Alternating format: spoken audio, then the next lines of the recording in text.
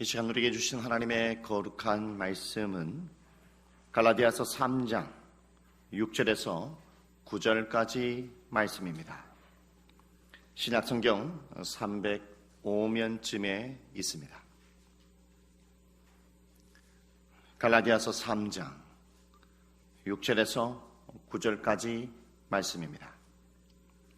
아브라함이 하나님을 믿음에 그것을 그에게 의로 정하셨다 함과 같으니라.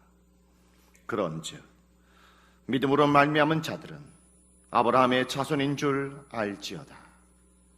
또 하나님의 이방을 믿음으로 말미암아 의로 정하실 것을 성경이 미리 알고 먼저 아브라함에게 복음을 전하되 모든 이방인이 너로 말미암아 복을 받으리라 하였느니라. 그러므로 믿음으로 말미암는 자는 믿음이 있는 아브라함과 함께 복을 받느니라. 아멘. 여러분, 한 주간 잘 보내셨습니까? 우리 옆사람 그리고 앞뒤로 이렇게 인사했으면 좋겠습니다. 믿음의 사람이 되겠습니다. 예. 믿음의 사람. 어떠한 사람이 오늘 믿음의 사람이 될지를 한번 살펴보도록 하겠습니다. 여러분, 우리가 배우자를 선택할 때에 두 가지의 조건을 봅니다. 첫 번째는 외부적인 조건을 보고 두 번째는 내부적인 조건을 보며 배우자를 선택하죠. 외부적인 조건이라는 것은 무엇이겠습니까? 얼굴이 잘생겼는지, 정말로 얼굴이 이쁜지, 내가 원하는 남자, 내가 원하는 여자 키는 이 정도는 돼야지. 그리고 나와 사귈 사람, 나와 결혼할 사람은 이 정도의 안정적인 직업을 가지고 있어야 되지라고 우리는 조건을 따진다는 것이죠. 우리는 배우자를 선택할 때에 내부적인 조건을 봅니다. 어떠한 내부적인 조건을 보겠습니까? 나와 사귈 사람은 신앙생활을 하고 있는지, 신앙생활을 하지만 교회를 열심히 다니고 봉사를 하고 있는지, 신앙생활을 열심히 하지만 나와 함께 신앙관은 비슷한지, 성품은 정말로 좋은지, 현모양처인지, 앞으로 결혼했을 때 우리의 가정을 잘 이끌어갈 수 있는 배우자인지를 이 내부적인 조건을 따진다는 거죠. 여러분, 우리가 배우자를 선택할 때에 이렇게 두 가지의 조건을 본다라는 것은 무엇을 의미할까요? 그것을 한마디로 말하면 나랑 맞는 사람을 찾는다라는 것입니다. 여러분, 우리가 친구를 사귈 때도 마찬가지입니다. 대한민국에 수많은 남자들, 수많은 여자들이 있지 않습니까? 그 모든 대한민국의 모든 국민이 나의 친구가 될 수 없다는 것이죠. 우리가 보통 친구를 사귈 때에 살펴보게 되면요, 다 비슷한 사람, 성격도 비슷한 사람, 친구도 비슷한 사람이 다 나의 친구가 되는 것을 볼 수 있습니다. 우리가 신앙생활 할 때 어떻습니까? 도동조항에 있는 모든 성도들과 다 친할 수 없어요. 우리가 자라고 온 환경도 다 달라요. 그리고 성격도 다 달라요. 그리고 신앙의 스타일도 다 달라요. 어떠한 분은 조용한 신앙의 스타일을 원하는 사람이 있고, 어떠한 사람은 뜨겁게 신앙생활을 하는 사람이 있고, 신앙의 다 스타일이 다 다르다는 거예요. 그렇기 때문에 나와 친한 사람들을 교회 안에서 살펴보면 결국은 나와 비슷한 사람들끼리 다 친하게 지내고 있다는 것입니다. 그런데 만약에 나와 비슷하지 않는 사람들과 친하게 지내기 위해서는 어떻게 해야 될까요? 그건 내가 맞춰야 되는 거죠.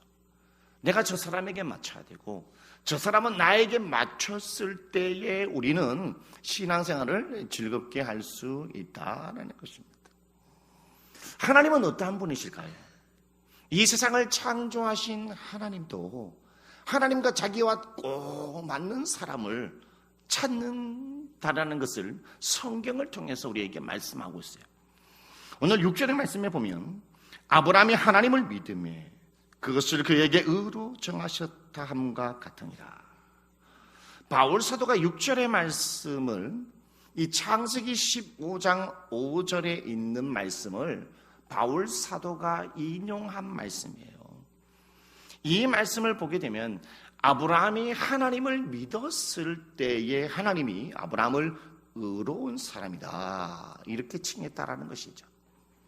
아브라함이 다른 것을 했을 때에 너는 의로운 사람이라고 칭하지 않고 하나님의 말씀을 믿었을 때에 의로운 사람이라고 칭했다라는 것입니다. 하나님이 아브라함에게 처음 나타났죠. 갈대아 우르에 있을 때에 아브라함에게 나타나서 하나님은 아브라함에게 이렇게 얘기를 하죠.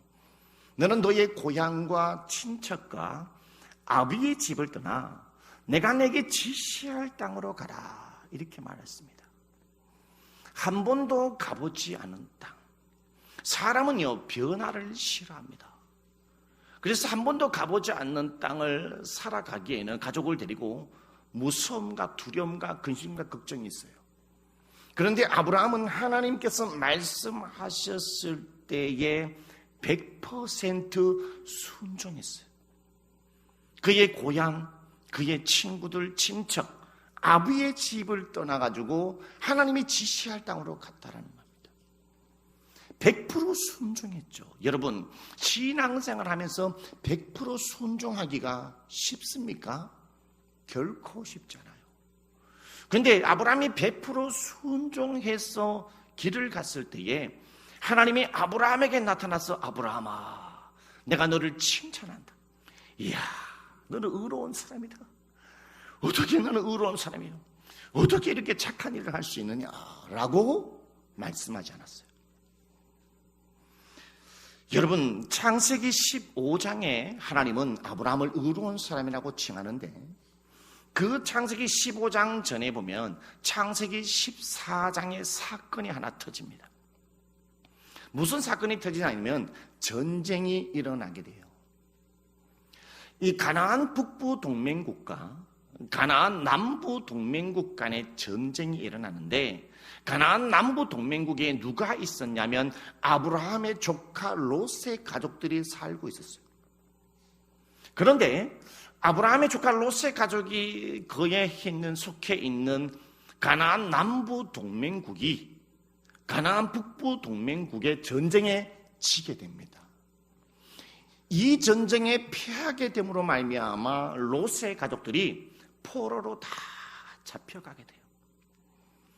포로로 잡혀갔다라는 이 소식을 아브라함이 듣게 됩니다. 이 소식을 듣고 나서 지금까지 아브라함이 길리고 교육하고 훈련했던 380명의 군사를 데리고 자신의 조카 롯을 구해오겠다고 가나안 북부로 갔다라는 것이죠. 여러분, 가나안 북부 동맹국은 4개의 나라의 합산한 나라입니다. 그러면 군사력이 얼마나 강하겠습니까? 아브라함이 데리고 있는 군사는 고작 380명을 데리고 목숨을 걸고 구해오겠다는 것이죠.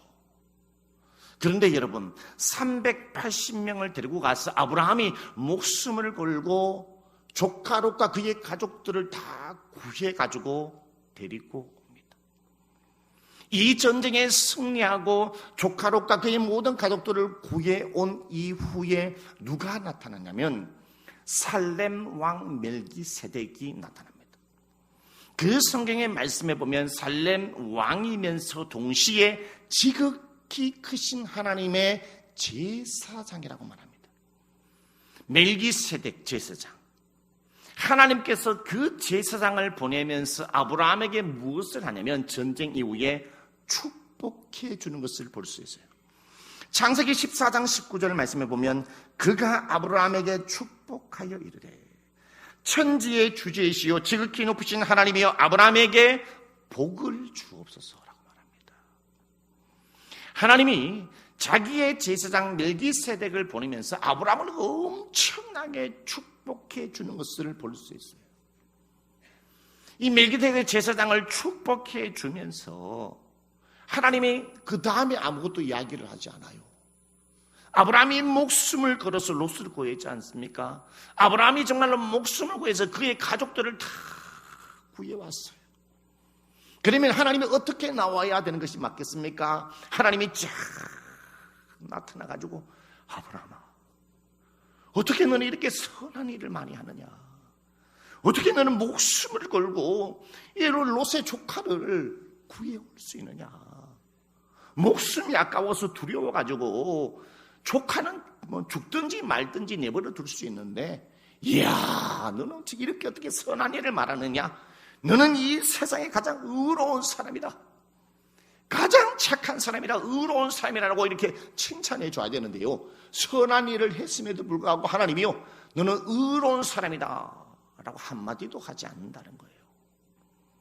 그렇다면 여러분, 아브라함이 어떻게 해서 의로운 사람이 될 수 있었겠습니까? 창세기 15장의 말씀을 살펴보면 이 전쟁 이후에 하나님이 아브라함에게 찾아와요. 하나님이 아브라함에게 찾아왔을 때에 아브라함이 자신의 속마음을 하나님 앞에 털어놓아요. 무슨 속마음을 털어놓냐면, 하나님, 나는요 자식이 없어요. 왜 이 속마음을 털어놨을까요? 380명을 이끌고 목숨 걸고 롯을 조카를 구해왔단 말입니다. 자칫 찾아가면요 집안이 완전히 멸망할 수도 있어요. 나도 죽을 수밖에 없어요. 후사도 한 명도 없이 내가 죽을 수도 있었다는 것이죠. 전쟁에서 승리하고 왔는데 전쟁 이후에 돌아와서 생각해보니까, 야, 우리 집안이 걱정되는 거예요. 그래서 하나님 앞에 속마음을 털어놓은 거예요. 하나님, 내게 지금 자식이 없어요. 후사가 없어요. 그러니 하나님, 내가 지금 함께 있는 나의 종 엘리에셀이 우리 집안의 대를 이을 후사입니다. 하나님, 그렇게 알아주십시오. 속마음을 털어놓는 이 아브라함의 이야기를 듣고 하나님께서 뭐라고 말하면, 아브라함아, 너의 종 엘리에셀이 너의 후사가 아니야. 너의 집안을 대를 이을 사람이 아니다. 너의 몸에서 날 씨가 너의 후사다. 앞으로 너의 가정에 너에게서 자녀가 태어날 것이다. 이 말을 하고 난 다음에 아브라함을요 바깥으로 끌고 나가셨어요. 바깥으로 끌고 나가시면서 시청각 자료를 활용해요. 시청각 자료를. 그 밤에 하나님은 아브라함에게 별을 보여주셨어요.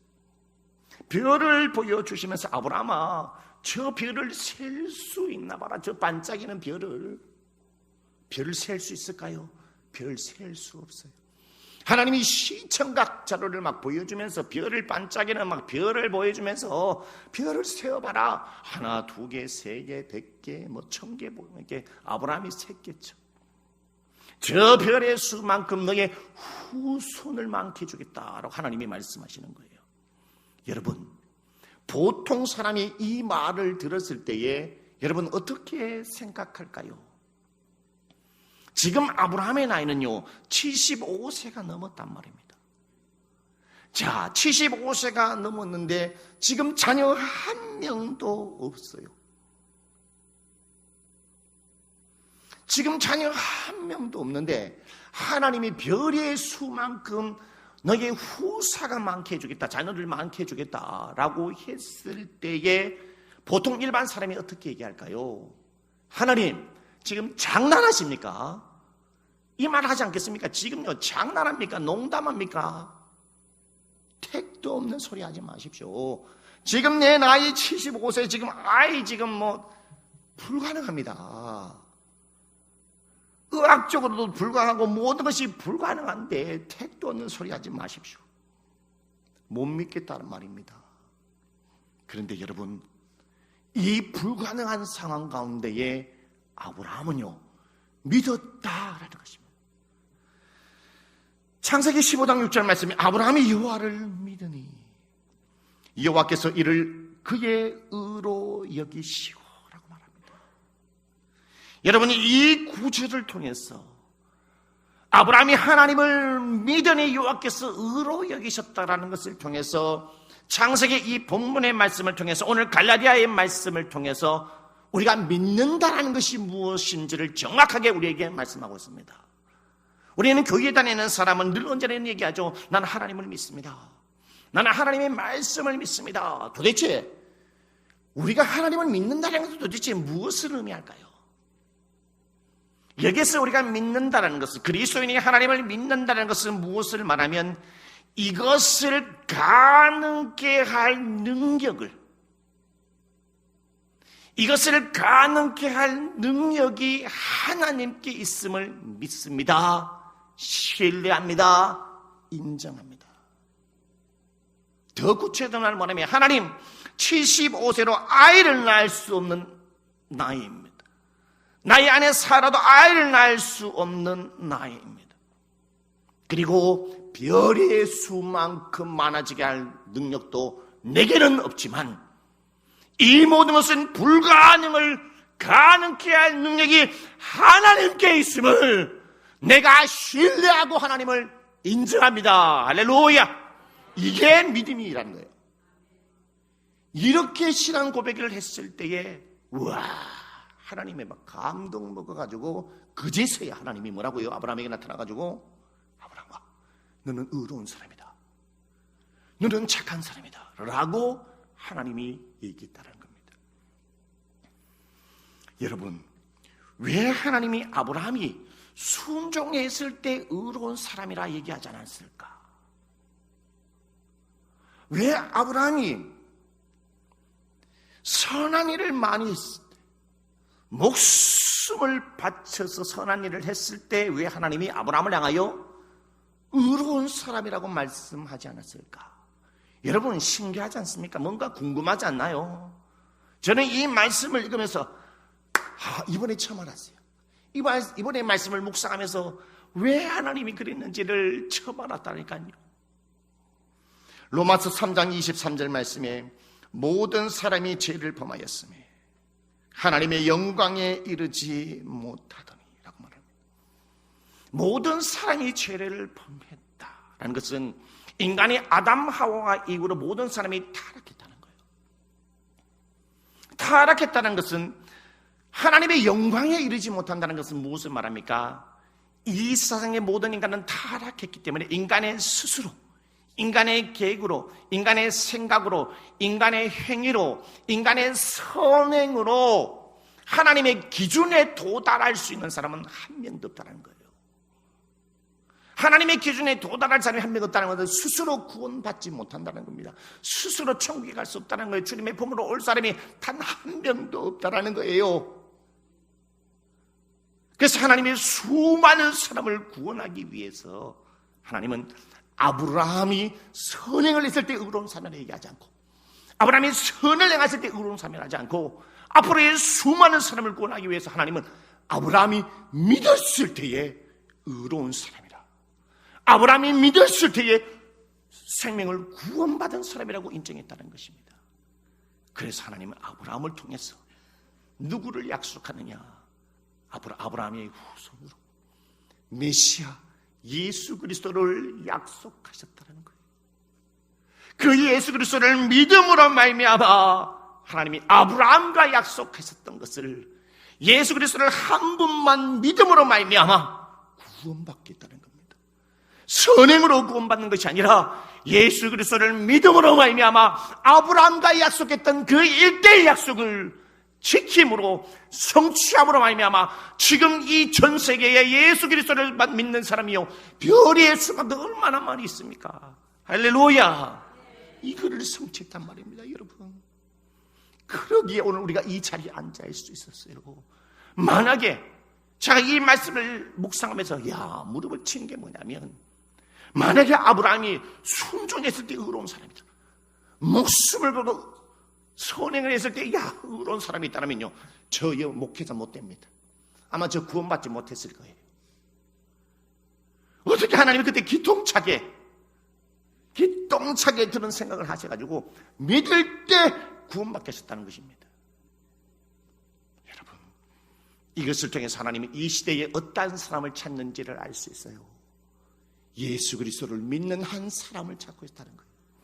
근데 예수 그리스도를 믿는 사람을 찾는 것이 아니라, 단순히 믿는 사람을 찾는 것이 아니라, 처음에 예수 그리스도를 믿고 이 세상에 고난과 어려움과 근심과 환난과 있다 할지라도 끝까지 믿음의 경주를 하며 주님을 신뢰하는 그 한 사람을 찾고 있다는 걸 여러분 믿으시기를 바라겠습니다. 왜 우리는 믿음의 주인공으로 이 세대를 살아가야 할까요? 여러분 그 질문을 던져보시기 바라겠습니다. 왜 우리는 믿음의 주인공으로 인생이 끝날 때까지 포기하지 않고 믿음의 사람으로 삶을 살아가야 할까요? 그것은요, 믿는 사람은요 복을 가진 자예요. 아브라함이 창세기 12장에 너는 본토 친척 아비의 집을 떠나 내가 내게 지시할 땅으로 가라 했을 때에 순종하고 그거 의로운 사람으로 칠했을 때에 그를 복이 있는 사람으로 부르셨어요. 복을 가진 자. 믿음의 소유자는, 예수 믿는 사람은 복을 가진 자이기 때문에 우리는 믿음을 포기하지 말고 인생의 삶을 살아가야 된다는 겁니다. 창세기 12장 2절에 3절 말씀에 내가 너로 큰 민족을 이루고 내게 복을 주어 내 이름을 창대하게 하리니 너는 복이 될지라. 너를 축복하는 자에게 내가 복을 내리고 너를 저주하는 자에게는 내가 저주하리니 땅의 모든 족속이 너로 말미암아 복을 얻을 것이라. 아브라함이 하나님을 믿었을 때에 무엇을 가졌냐면 너는 복이다. 복을 줬다라는 거예요. 복의 근원은 뭐라고 말하냐면 창세기 말씀을 통해서 복은 하나님이다라는 겁니다. 그러면 아브라함이 하나님을 믿음으로 말미암아 복을 받았다고 하는데 아브라함이 도대체 어떤 복을 받았냐는 거예요. 아브라함의 복은요 하나님 자신이라는 거예요. 이 세상을 창조하시고 복의 근원 되신 하나님 자신이 아브라함과 함께한 이것이 복이라는 거예요. 그러면 이 시대에 예수 그리스도를 믿는 사람이 복을 받았다는데 저와 여러분이 어떤 복을 받았느냐? 바로 나를 위해서 이 세상에 오시고 십자가에 죽으시고 부활하시고 나를 구원하신 예수 그리스도 자체가 복이라는 겁니다. 그 복이신 예수님이 나와 함께하고 있기 때문에 우리는 뭐라고요? 복받은 사람이다. 따라하십시오. 나는 복받은 사람이다. 나는 복받은 사람이다. 할렐루야. 우리는 복받은 사람이에요. 이 복이신 예수 그리스도와 나와 함께 있을 때 어떠한 일이 일어나느냐? 여러분, 구원함이 일어난다는 거예요.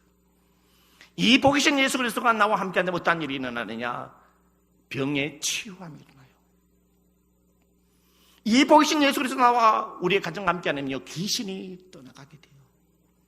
이 복되신 예수 그리스도가 나와 함께 하게 되면요 방탕한 자, 타락한 자가 복되신 예수 그리스도와 함께 하면요 변화된 삶을 살아가게 돼요. 여러분, 복받은 사람, 예수 그리스도와 함께하는 사람은 나라가 변화돼요. 가정이 변화돼요. 친구가 변화돼요. 지역이 변화돼요. 교회가 변화된다는 것입니다. 그리고 이 복이신 예수 그리스도와 나와 함께한다면요 번성의 복을 얻고요 형통한 복이 받는다는 것입니다. 여러분, 구약에 있어서 큰 복을 받는 사람이 누굴까요? 큰 복을 받았다는 것은 하나님이 그와 함께한다는 것입니다. 구약에 있어서 큰 복을 받는 사람, 하나님이 함께한 사람 누구냐면 다윗을 꼽을 수 있어요. 이스라엘의 초대 왕으로 하나님은 사울을 세웠죠. 그러나 사울이 불순종함으로 말미암아 하나님께서 사울을 버렸단 말입니다. 그래서 하나님은 이스라엘의 2대 왕으로 누구를 선택했냐면 다윗을 선택했습니다, 여러분.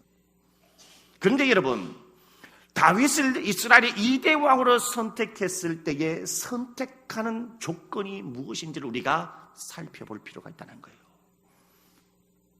사무엘상 16장 7절의 말씀에 보면 여호와께서 사무엘에게 이르시되 그의 용모와 키를 보지 말라. 내가 이미 그를 버렸노라.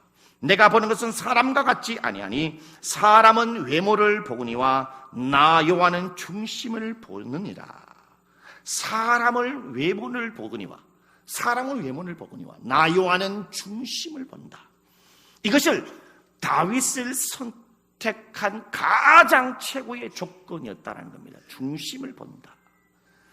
여러분, 이 중심을 본다라는 것은 정확하게 무엇을 의미하냐면 바로 사무엘상 16장 7절 이 말씀을 어디에서 표현하고 있냐면 사도행전 13장 22절에서 이 말씀을 하나님이 표현하고 있어요.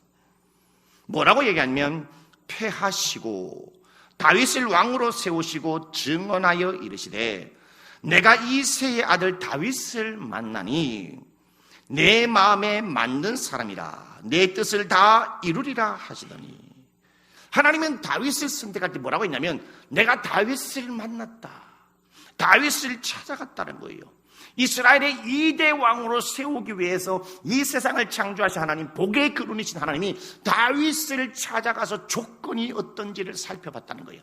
하나님의 중심을 가지고 있는 사람인가, 믿음을 가지고 있는 사람인가, 하나님을 신뢰하는 사람인가, 나를 이것을 가능케 할 능력을 가진 것을 믿는 사람인가를, 그거를 확인해 보니까 이야, 다윗은 중심을 가지고 있는 사람이다.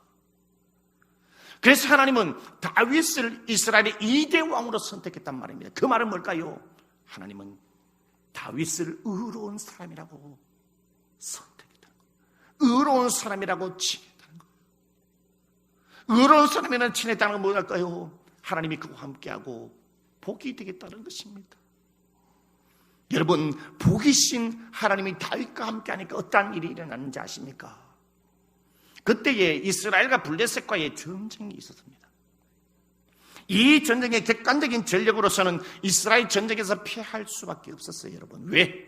블레셋 나라에는 거대한 거인 골리앗이라는 장수가 있었기 때문에 이 전쟁 가운데 속에 이스라엘은 결코 이길 수 없었습니다. 그러나 살아계신 하나님의 믿는 하나님의 아들이 된 믿음의 사람 다윗을 통해서 이스라엘을요 구원하십니다. 사무엘상 17장 45절의 말씀에 다윗이 블레셋 사람에게 이르되 너는 칼과 창과 단창으로 내게 나오거니와 나는 만군의 여호와의 이름 곧 내가 모욕하는 이스라엘의 군대의 하나님의 이름으로 내게 나아가노라 라고 말합니다. 이스라엘 나라가 실패할 수밖에 없고 패망할 수밖에 없는 그 상황에 다윗이 이렇게 고백합니다. 너는 칼과 창과 단창으로 내게 나오거니와 하나님, 나의 힘으로, 나의 능력으로, 나의 무술의 실력으로는 저 칼과 창과 단창을 이길 수 없습니다. 그러나 내가 모욕하는 이스라엘의 군대의 하나님의 이름으로 내가 나아가겠습니다. 나는 이 칼을, 이 골리앗을 뛰어넘을 수 있는 능력은 내게 없으나 하나님의 이름으로 나아가겠습니다. 하나님은 저 골리앗을 이길 수 있는 능력이, 그 능력을 가능케 하실 분이 하나님의 이름을 내가 믿고 나가겠습니다. 할렐루야! 바로 이 믿음의 한 사람, 그 믿음으로 의로운 사람이라고 칭하고 이스라엘의 2대 왕을 다윗을 통해서 하나님은 이스라엘을 구원하십니다. 할렐루야! 여러분요, 복받은 사람은요 민족을 구원한다는 것입니다. 여러분, 구약에 또 어떠한 사람이요 복받은 사람입니까? 바로 요셉이 복받은 사람이에요. 요셉은요 하나님을 잘 믿었던 사람입니다. 요셉은 형들의 미움을 받아 여러분 애굽의 종으로 팔려갔지 않습니까? 애굽으로 종으로 팔려갔을 때 하나님을 원망하지 아니하고 믿음 생활을 포기하지 않고 신앙생활을 포기하지 않고 하나님을 신뢰했다는 거예요. 그 요셉의 창세기 환경을 살펴보면 그가 종으로 팔려갔음에도 불구하고 그가 어떻게 하나님을 섬기는지를 잘 알 수 있어요.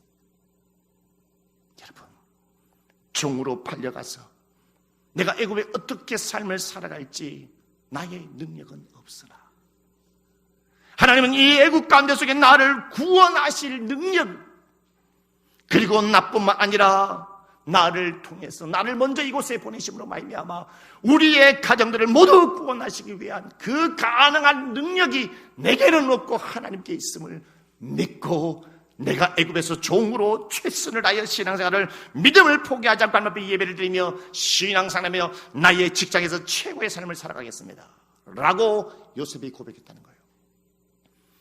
그래서 보디발의 집에서 종으로 삶을 살아가지만 하나님이 복이신 하나님이 그와 함께함으로 말미암아 그 가정의 형통함을 봤어요. 그 가정의 취인의 대장 보디발이 복이신 하나님이 요셉과 함께하니 우리의 가정도 복을 받고, 이야, 하나님이 함께하니 놀라운 일들이 일어난 것을 여러분 보디발이 봤다는 것입니다. 그래서 창세기 39장 3절에 4절에 이렇게 얘기합니다. 그의 주인이 여호와께서 그와 함께 하심을 보며, 그의 주인이 대장 보디발이 여호와께서 요셉과 함께 하심을 봤단 말입니다.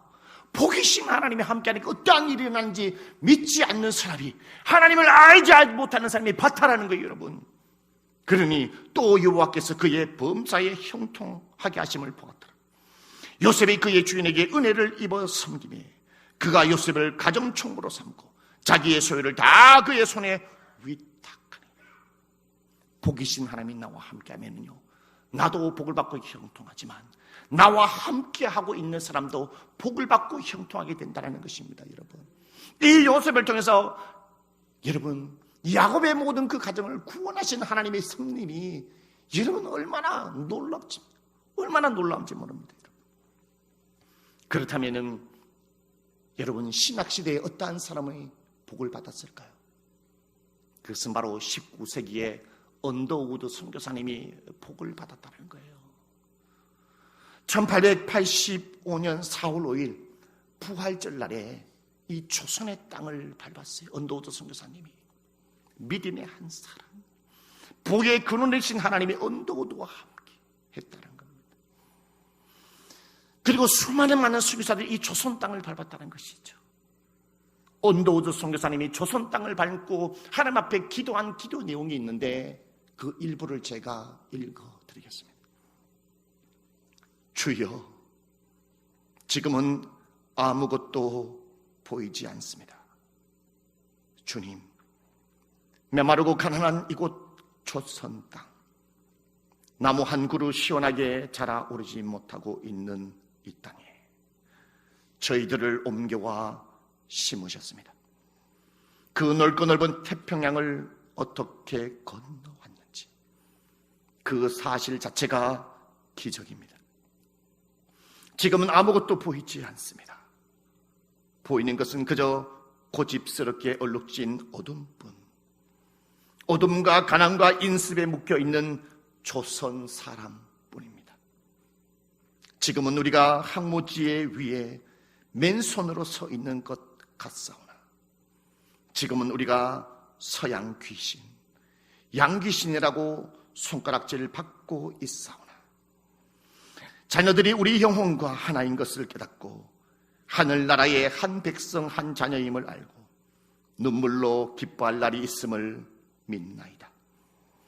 지금은 예배드릴 예배당도 없고 학교도 없고 그저 이곳 모든 사람들로부터 경계의 의심과 멸시와 천대함이 가득한 곳이지만 이곳이 머지않아 은총의 땅이라 되리라는 것을 믿습니다.